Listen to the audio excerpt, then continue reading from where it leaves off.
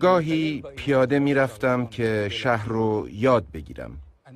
می دیدم تهران کاملا دو تکه است.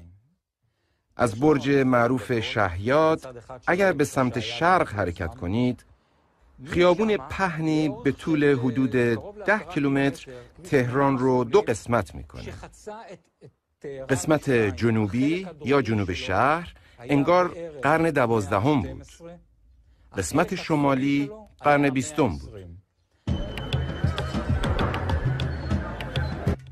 کوچه های تنگ و تاریک که هر کدوم جوب هم داره، مثل یک کانال آب ولی باریک.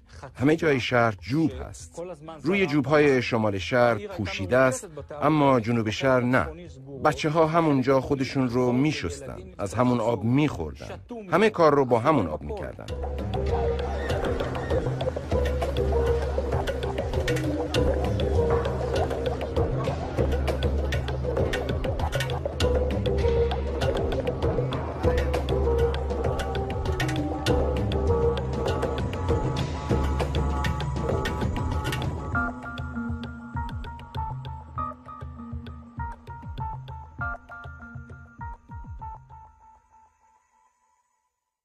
اون موقع این بی‌عدالتی رو نمی‌فهمیدن.